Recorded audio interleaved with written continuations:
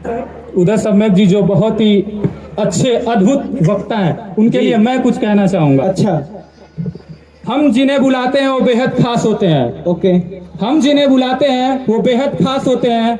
स्वागत है उनका जो हरदम दिल के पास होते हैं। स्वागत है उनका जो हरदम दिल के पास वेरी होते नाइस। हैं। Please give a huge round of applause for Uday Samyak sir. ये भी चल रहा है क्या?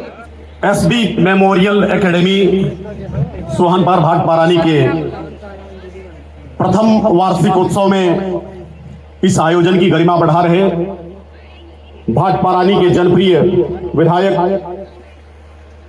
हमारे अभिभावक माननीय श्री सभाकौर कुशवाहा जी, एक से एक बढ़कर के भाट पारानी परिक्षेत्र के विद्वान शख्सियत यहां पर उपस्थित हैं। मैं आप सभी का हृदय तल से अभिनंदन करता हूं, स्वागत करता हूं और अभिनंदन करता हूं। मुझे उम्मीद नहीं थी कि इतनी जल्दी मुझे इस मंच पर आने का अवसर मिलेगा।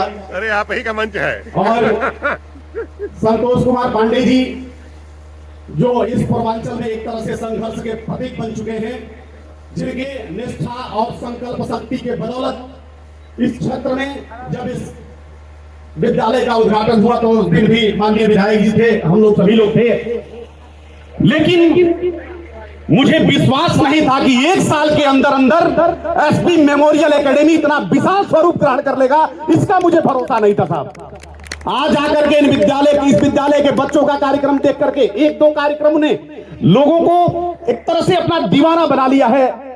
और मैं निश्चित रूप से कहता हूं कि धधकती आग को गंगा जल बना देते हैं, धधकती आग को गंगा जल बना देते हैं, मुश्किल सवालों का पल में हल बना देते हैं और जमाना बनाता है जहीन इंसान को। ये बच्चे वो बच्चे हैं जो इंसान को अपना पागल बना देते हैं। ये बच्चे वो बच्चे हैं जो आदमी को पागल बना देते हैं। और आज निश्चित रूप से और जब इस तरह के कार्यक्रम आंखों के सामने सर सफलता की जब हम लोग बात करते हैं ना, तो चर्चा होती है कि सफलता का माना क्या है। एक सिद्ध संत के पास एक व्यक्ति पहुंचा और कहा कि साहब मेरे पास सब कुछ है, मेरे पास लग्जरियस गाड़ी है, मेरे पास धन दौलत संपत्ति है, मैं वेल क्वालिफाइड हूं, मेरे परिवार में मेरी खूबसूरत पत्नी है, मेरे सुंदर सुंदर बच्चे हैं जो क्वालिफिकेशन से भरे हुए हैं, लेकिन महोदय आप बताएंगे कि मुझे कैसे पता चलेगा कि मैं सफल इंसान हूं कि असफल इंसान हूं। सिद्ध संत ने कहा कि यह मायने नहीं रखता कि आपके पास कितना धन दौलत संपत्ति है, यह मायने नहीं रखता कि आप विचारों से कितना बुलंद हैं, यह मायने नहीं रखता कि आप कितनी बड़ी कुर्सियों पर आसीन हैं, यह मायने नहीं रखता कि आप कितनी बड़ी गाड़ियों से चलते हैं। मायने तो यह रखता है, सफलता का मानक यह है कि जिस जगह पर आपकी उपस्थिति से वो जगह आनंदित हो जाए, खुशहाल हो जाए और झूम जाए। मुझे लगता है कि वही आपका सफलता का सबसे बेस्ट तरीका है और वही आपका स्थान है।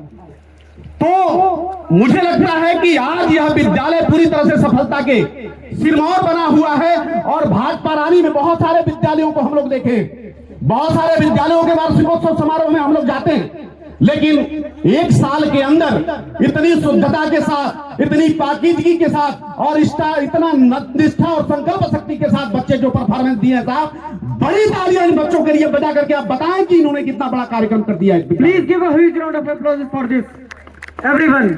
और मैं कहता हूं कि सर मेरा तन गया है जो इतने गुरूर से सब एहतराम कर रहे बड़ी सुरूर से।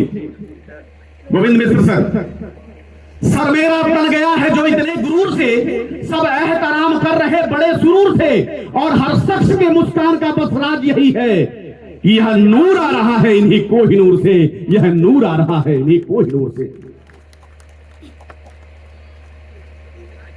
नोबेल पुरस्कार विजेता अमर्त्य सेन जब सम्मानित होकर के भारत की सरजमी पर आए तो उन्होंने शिक्षा की महत्ता को बताते हुए कहा कि यह हिंदुस्तान वालों, गरीबी मिटाओ, गरीबी मिटाओ, गरीबी मिटाओ के नारे लगाते रह जाओगे, गरीबी नहीं मिटने वाली है, गरीब जरूर मिट जाएंगे। इसी बात को लॉर्ड कर्जन जब हिंदुस्तान की सरजमी पर आया, पूरब से पश्चिम तक, उत्तर से दक्षिण तक घना घुमा और अध्ययन किया तो उसने पाया कि भारत की गुलामी का मूल कारण उसकी अज्ञानता है, उसका अंधविश्वास है, उसकी अशिक्षा है। और उसने कहा कि हिंदुस्तान के लोग जिस दिन शिक्षित हो जाएंगे, जिस दिन जागृत हो जाएंगे, यहां से हमें देश छोड़ करके भागना पड़ेगा। हुआ भी यही।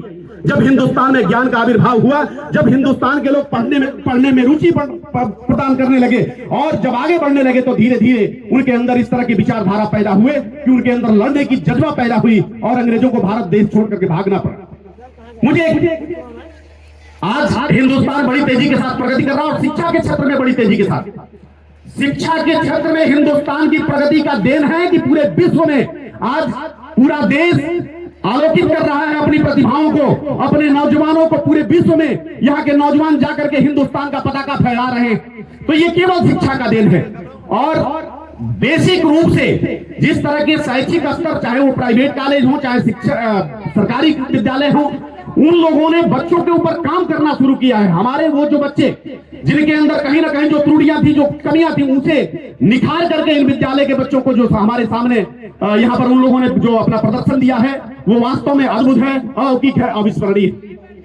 मुझे एक बात कहते हुए मैं अपनी बात खत्म करना चाहता हूं कि जब हमारा देश आजाद हुआ उसके 5 साल के बाद तुर्की, जो हमारे देश का साथी आजादी पाया, उसने एक अपने संसद में एक कार्यक्रम रखा।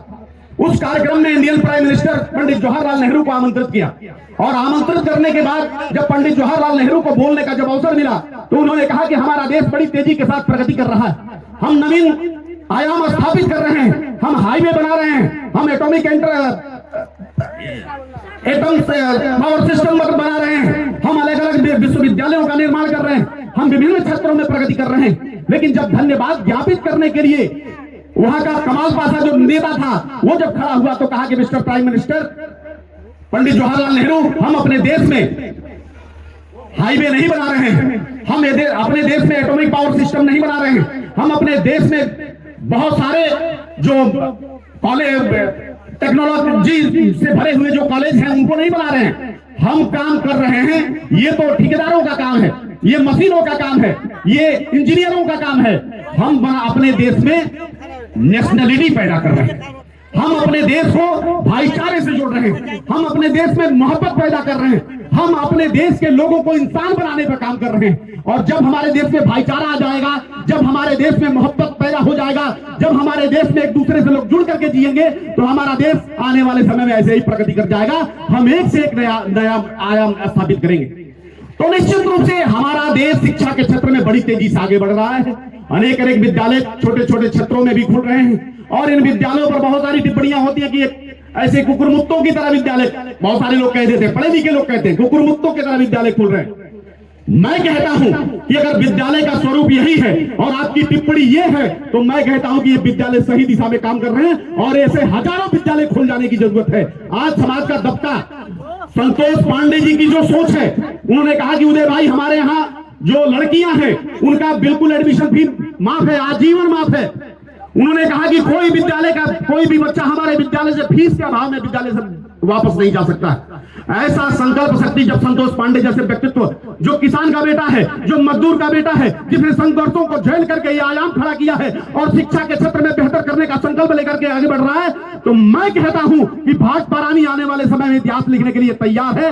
और हमेशा इस बात को संतोष भाई से कहता हूं कि जियो तो ऐसे कि सबके आस में जिंदा रहो, जियो तो ऐसे कि सबके आस में जिंदा रहो, काम करो ऐसा कि विश्वास में जिंदा रहो। अरे खाना सोना मर जाना ये भी कोई जीना है, मरो तो ऐसे कि इतिहास में जिंदा रहो, मरो तो ऐसे कि इतिहास में जिंदा रहो। और संकल्प व्यक्ति के जीवन को ये मायने नहीं रखता कि आप किन परिस्थितियों से निकल करके बाहर आए, ये मायने नहीं रखता कि आपने अपने जीवन को चरमोत्कर्ष तक कैसे लेकर के गए हैं, ये मायने नहीं रखता कि आप कैसे परिवारों से बाहर निकल के आए हैं। क्योंकि विद्वान कहते हैं कि जीवन वो नहीं होता जो हमें जन्म से मिलता है, जीवन तो वो होता है जिसे हम अपनी शख्सियत के दम पे बनाते हैं। भाई संतोष पांडे जी को मैं बहुत बहुत बधाई देता हूं और मैं बस एक शेर के साथ अपनी बात खत्म करता हूं, आगे बात बढ़ेगी। कि नहीं मिलता है साहिल मत मिले मझधार में रहना। नवीन पांडे जी यहाँ के प्रिंसिपल हैं, हमारे अभिन्न मित्र हैं और जितनी मजबूत इनकी शख्सियत आपको दिख रही है, विद्वता के क्षेत्र में भी उतनी ही मजबूती के साथ काम कर रहे हैं और इस विद्यालय को आगे बढ़ा रहे हैं। तब मैं कहता हूं नवीन भाई कि नहीं मिलता है साहिल मत मिले मझधार में रहना, घटाओं की तरह छाए हुए अखबार में रहना, और यही दुनिया किसी दिन देखना सर पर भी खाएगी, मगर ये शर्त है कि तुम इसी रफ्तार में रहना, मगर ये शर्त है कि तुम इसी रफ्तार में रहना। मैं अपनी बात खत्म करते हुए